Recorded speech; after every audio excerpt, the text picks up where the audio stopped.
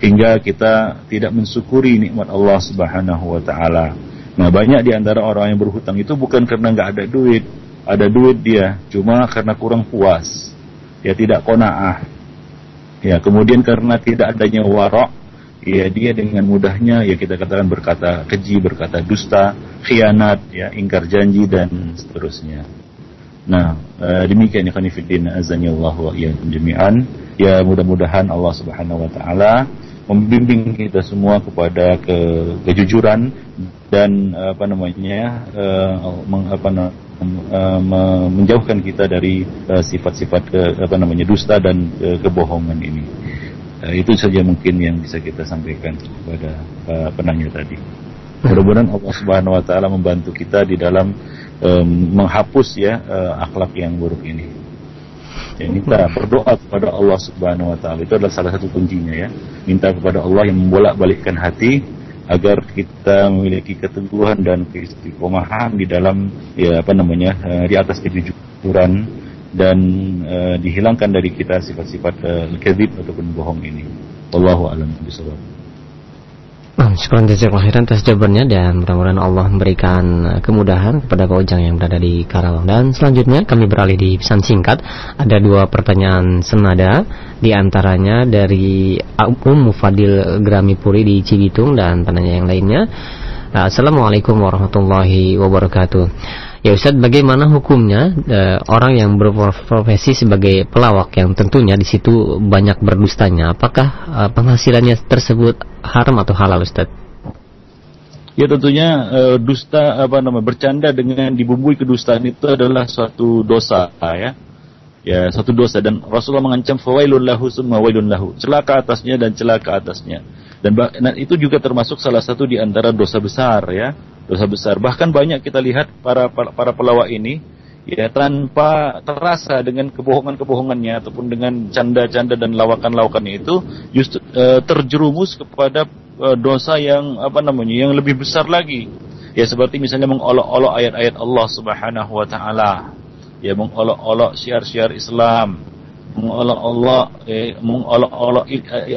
Allah dan Rasulnya, ya, mengolok-olok kaum muslimin dan sejenisnya. Dan ini adalah satu dosa besar, bahkan dosa yang bisa mengeluarkannya dari Islam ya.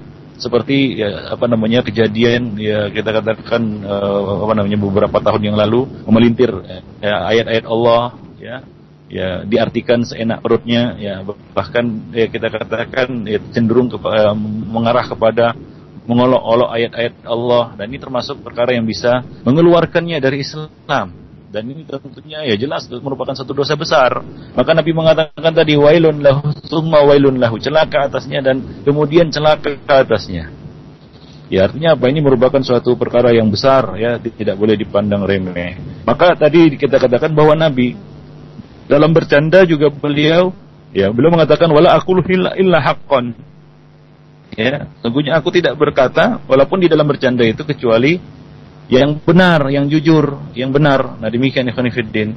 Nah, kadang ini banyak orang-orang yang bercanda itu lepas kontrol, lepas kendali, hingga jatuh dalam kedustaan, kebohongan, bahkan ya kita lihat jatuh dalam ya kita katakan pelecehan, yang misalnya merendahkan orang lain ya kemudian melecehkan orang lain, bahkan lebih parah lagi melecehkan dan memperolok-olok agama. Wal iyadzubillah. Jadi kalau demikian adanya hukumnya jelas haram ya, jelas haramnya ikhwan fillah. Ya, wallahu alam bishawab.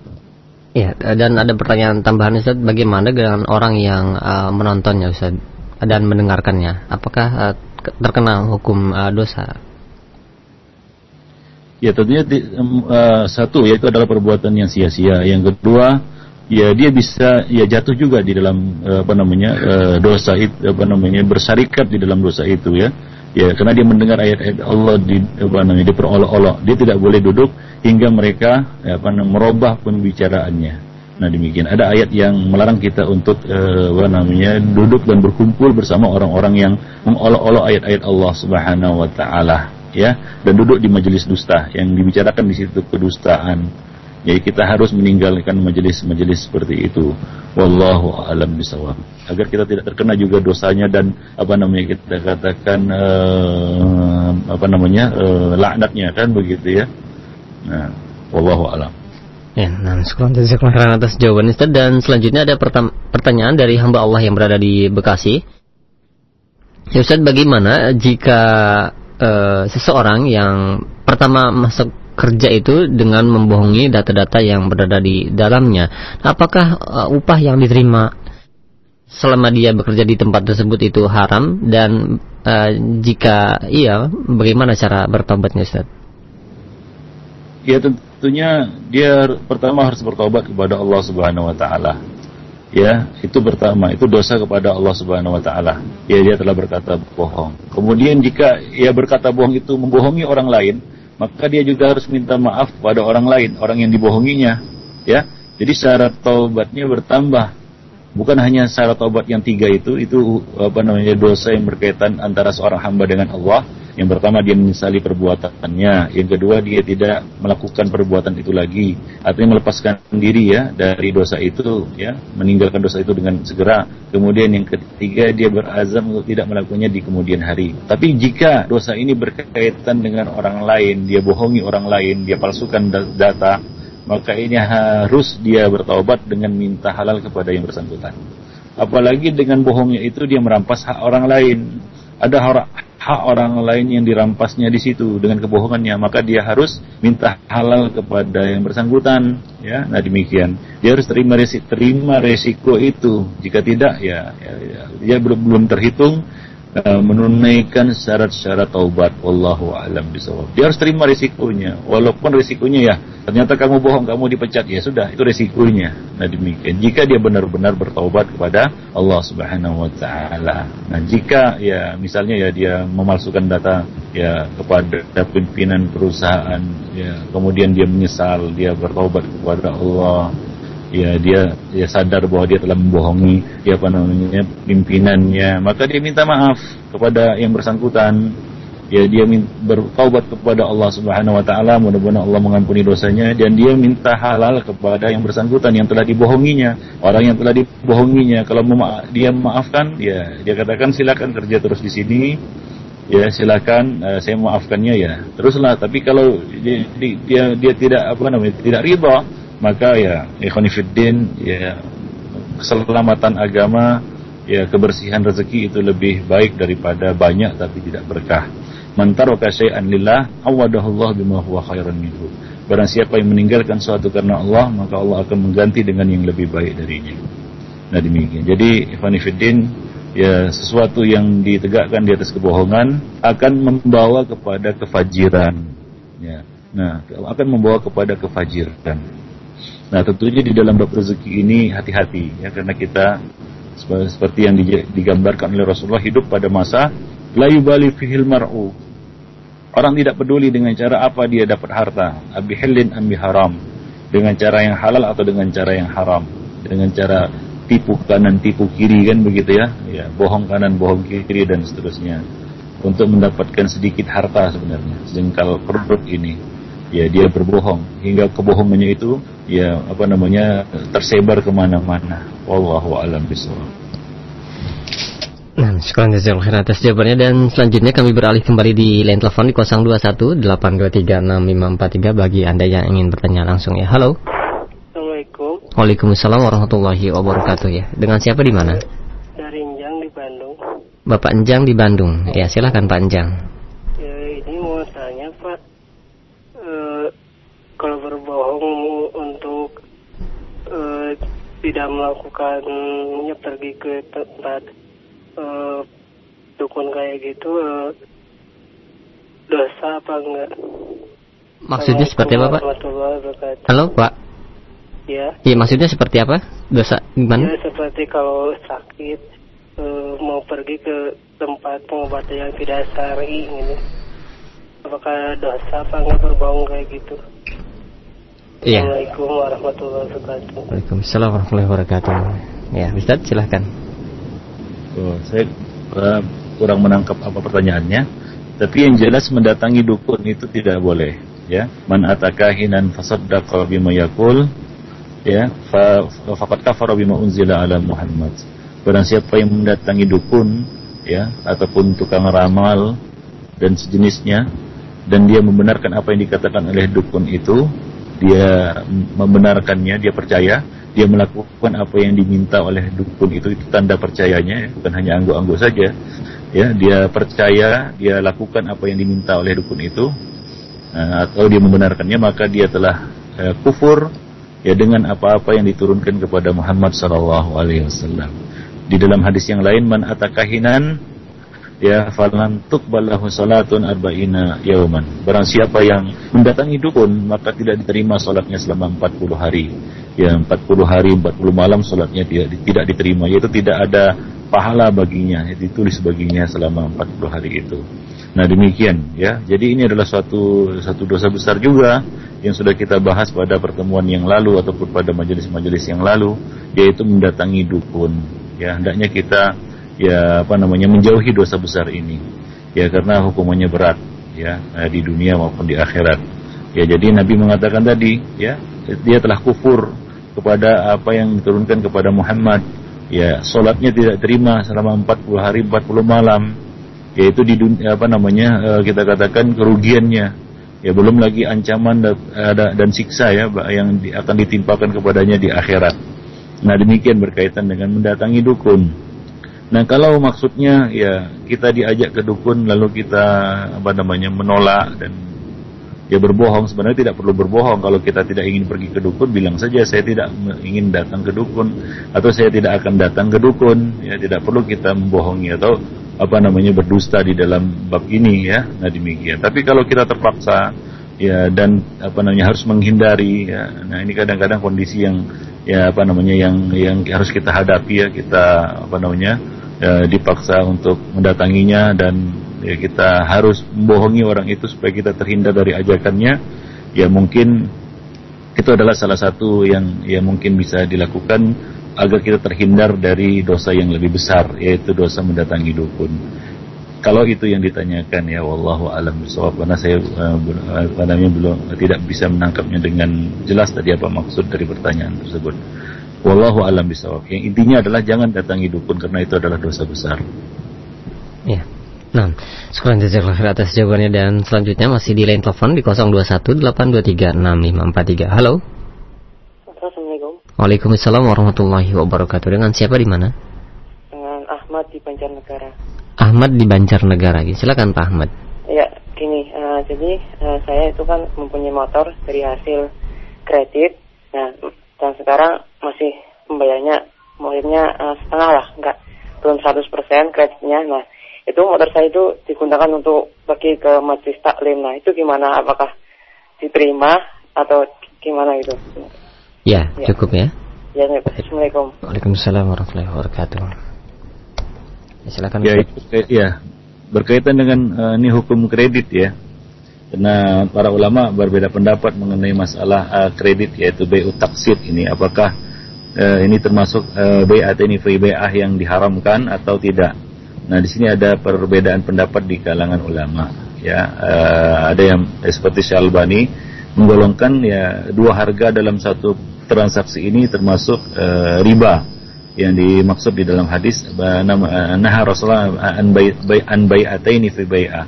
Rasulullah melarang dari dua jual beli dalam satu transaksi. Wallahu a'lam bishawab, yaitu kontan sekian ya dengan tempo sekian. Nah, dengan perbedaan harga. Nah, ini termasuk, beliau berpendapat ini termasuk riba ya. Nah, demikian. Adapun yang lainnya mengatakan itu tidak termasuk riba ya, di antaranya Syekh Ibnu Utsaimin dan sejenisnya.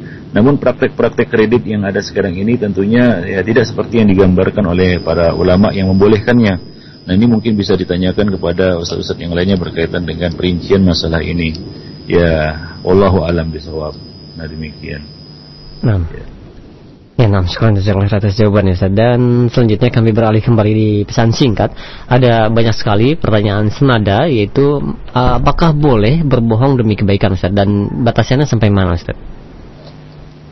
Ya, tadi sudah kita sebutkan bahwa ada beberapa bentuk-bentuk kebohongan yang dibolehkan ya, dibolehkan, seperti yang dijelaskan oleh Ummu Kalthum dalam riwayatnya bahwa tidak dianggap pendusta orang yang berusaha mendamaikan di antara manusia, islah ya dia menyampaikan yang baik-baik dan dia berkata yang baik-baik. Nah demikian.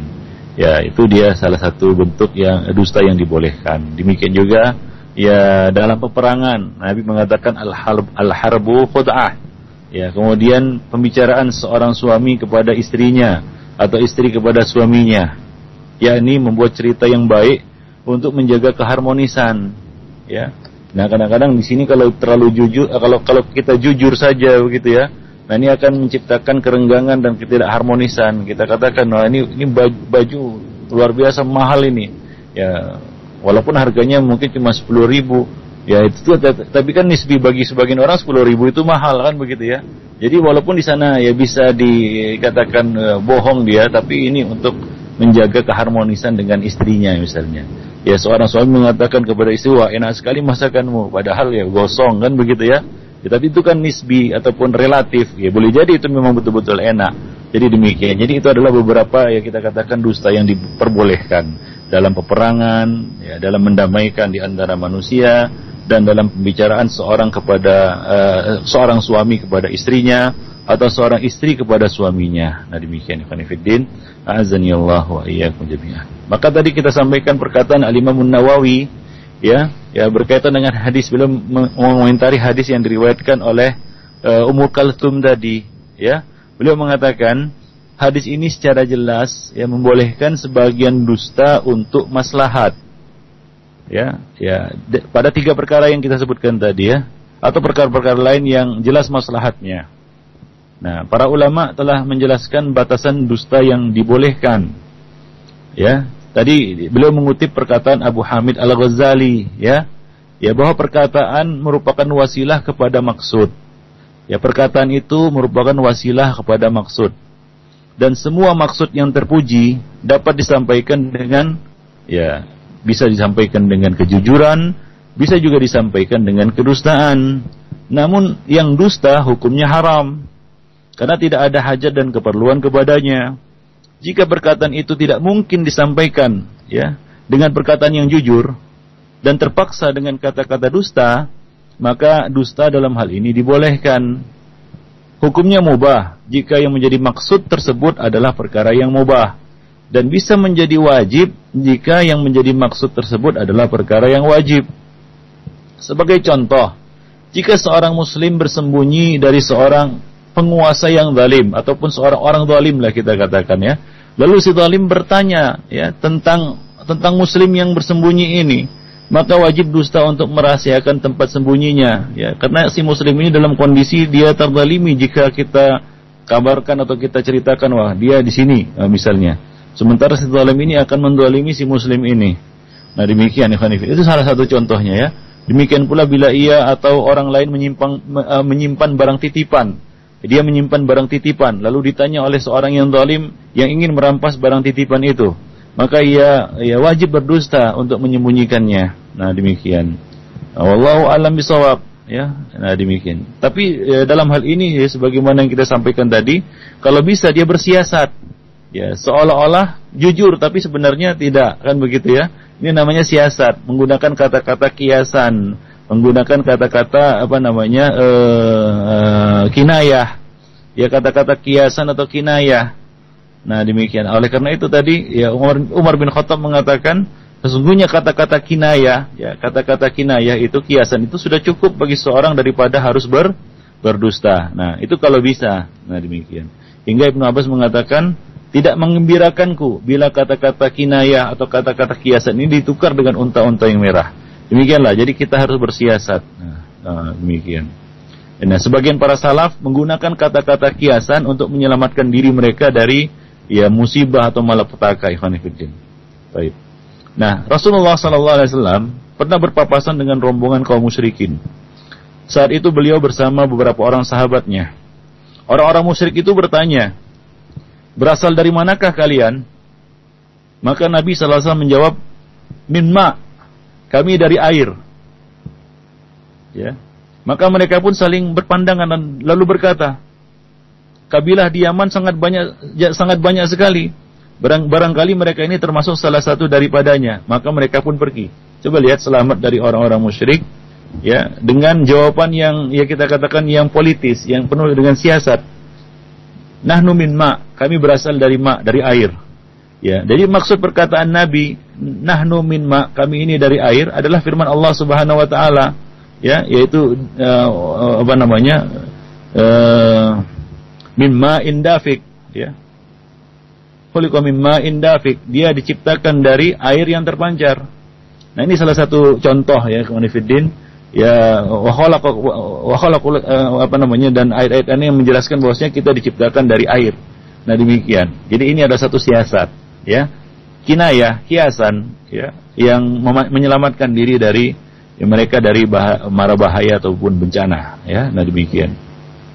Nah, apabila datang kepada Hamad, ada satu lagi kisah yang mungkin bisa kita jadikan sebagai sebagai contoh, ya. Apabila datang kepada Hamad bin Salamah seseorang, ya, yang beliau tidak ingin bertemu dengannya, ya, maka beliau memegang gigi geraham beliau seraya berkata, gerahamku, gerahamku. Ya, coba lihat, ya, mungkin ada orang yang buruk akhlaknya, kita tidak ingin bertemu dengannya karena dia keji, kan, gitu ya, kata-katanya, ya, kemudian kita ya ingin menghindar darinya. Nah, Hamad bin Salamah, ya, memegang giginya, gigi gerahamnya, dan mengatakan, gerahamku, gerahamku. Orang kira dia sakit gigi, ya, tapi maksud beliau adalah, ya, ini geraham yang betul-betul geraham itu bukan bukan kaki, bukan lutut, kan, begitu ya, itu memang gigi geraham. Ya, tapi orang itu mengira beliau sedang sakit gigi, kan? Padahal maksud beliau adalah ingin menghindar dari orang tersebut. Ini namanya kinayah, ini namanya kiasan yang bisa kita lakukan untuk menghindari keburukan. Nah, demikian ikhwan fillah azanillahu jami'an. Ya, demikian juga Imam Ahmad meletakkan jarinya pada telapak tangannya. Ya, dan berkata, Al-Marwazi tidak ada di sini. Apa yang dilakukan oleh Marwazi di sini? Ya. Kemudian beliau menyebutkan bahwa siasat itu ada 3 jenis. Yang pertama adalah siasat dalam taqarrub dan ketaatan, dan ini merupakan amal yang paling utama di sisi Allah Subhanahu wa taala. Yang kedua, siasat yang dibolehkan dan dimubahkan, tidak ada dosa atas pelakunya ataupun atas orang yang tidak melakukannya. Nah, demikian. Yang ketiga adalah siasat yang diharamkan, yaitu tipu daya terhadap Allah dan Rasul-Nya. Ya, siasat yang bertujuan untuk menggugurkan kewajiban dan untuk membatalkan syariat Allah Subhanahu wa taala, untuk menghalalkan yang diharamkan dan mengharamkan yang dihalalkan. Nah, demikian. Nah, inilah yang diingkari oleh para salaf, ya, dan para imam ahli hadis. Wallahu a'lam bishawab. Nah, demikian ikhwan fillah azanillahu wa iyyakum jami'an. Jadi, intinya sebagaimana yang dikatakan oleh Al-Imam An-Nawawi dan Al-Imam Al-Ghazali, bahwa jika ya satu masalah itu tidak bisa dicapai kecuali dengan itu, ya terpaksa kita melakukannya dengan ya siasat tadi, ya maka dibolehkan. Wallahu a'lam bishawab. Nah, demikian. Nah, syukran jazakallahu khairan atas jawabannya, Ustaz. Dan satu pertanyaan terakhir yang kami angkat di pesan singkat. Ada pertanyaan dari Bapak Edi yang berada di Cikarang. Ya Ustaz, di dalam pekerjaan saya sering disuruh memasukkan data oleh pimpinan saya. Hal ini dilakukan demi kemaslahatan perusahaan. Nah, apakah hal seperti ini termasuk dalam dusta yang dibolehkan, Ustaz? Ya, maslahatnya ini perlu dilihat dulu apa maslahatnya, kan, begitu ya. Nah, karena sebagian orang sekarang ini ada yang manhatnya itu manhat maslahi, semuanya dianggap maslahat. Ya, padahal itu suatu kita katakan kezaliman, ya. Jadi kezaliman tidak sama dengan maslahat. Ya, apalagi kezaliman terhadap manhat, kezaliman terhadap Allah dan Rasul-Nya, terhadap sesama, ya. Nah, itu bukan maslahat, ya. Tidak jelas maslahatnya. Jadi untuk masalah maslahat ini hendaknya dikonsultasikan kepada orang yang berilmu. Ya, jangan menetapkan sendiri, wah ini maslahat, atau kita minta kita petunjuk kepada orang yang berilmu. Ya, jadi maslahat itu mungkin ya kita katakan bisa ditarik ulur. Sebagian orang, wah ini maslahat nih, semuanya jadi maslahat. Ya, walaupun itu berbau ataupun jelas-jelas berbau kezaliman, ya, ataupun merampas hak orang lain, dia anggap ini maslahat. Nah, ini tidak. Jadi masalah itu bukan ya, dengan mengikuti hawa nafsu. Ikhwani fiddin azanillahu jami'an. Tapi yang benar-benar maslahat, yaitu yang dapat menyelamatkan ya jiwa kita, ya, menyelamatkan ya jiwa seorang muslim, ya, yang menyelamatkan umat. Nah, itu bisa dikategorikan sebagai maslahat. Tapi untuk kepentingan pribadi dan untuk mengikuti hawa nafsu itu bukan maslahat. Jadi ini mohon diperhatikan ya baik-baik. Nah, di sinilah dibutuhkan kejujuran. Wallahu a'lam bishawab. Nah, syukran jazakallahu khairan atas jawabannya Ustaz. Dan pertanyaan tadi merupakan pertanyaan terakhir Ustaz. Mungkin ada satu kesimpulan yang dapat disampaikan. Ya, alhamdulillah, ya walaupun ya kita berjauhan ya, karena pada saat ini saya sedang berada di Kuala Lumpur. Ya, kita dapat bertemu di saluran ini, dan pada hari ini kita membahas tentang masalah dosa besar yang ke-31, yaitu kita berkata atau gemar berkata bohong. Ya, gemar berkata bohong atau gemar berkata dusta. Ikhwani fiddin, sudah sangat banyak sekali ya dalil-dalil, baik itu dari Al-Quran maupun As-Sunnah, yang menjelaskan kepada kita tentang buruknya kebohongan. Ya, buruknya kebohongan. Al-Imam Nawawi mengatakan banyak sekali nas-nas Quran dan Sunnah yang menyebutkan haramnya berdusta secara keseluruhan. Berdusta di dalam pembicaraan kita selama manusia. Dan dusta ini termasuk perbuatan dosa yang sangat buruk dan aib yang sangat keji. Umat manusia, mulai dari yang Muslim ya sampai yang kafir, telah sepakat atas haramnya, buruknya, kejinya dusta ini. Ya, dikuatkan pula dengan nas-nas yang saling mendukung satu sama lainnya. Ya, dan cukuplah kata beliau sebuah hadis yang telah disepakati kesahihannya untuk membuat orang lari dari perbuatan dusta ini, yaitu hadis ya ayatul munafiqi salas. Tanda orang munafik itu 3. Jadi dusta ini merupakan sifat nifak, ya, sifat orang-orang munafik yang harus kita jauhi. Nah, demikian ikhwan fillah azanillahu jami'an. Demikianlah ya pertemuan kita pada hari ini ya, lebih dan kurang saya mohon maaf. Yang benar datangnya dari Allah, yang salah dari saya dan dari syaitan. Aqulu qouli hadza wa astaghfirullah li wa lakum wa lisairil muslimin innahu huwal ghafurur rahim.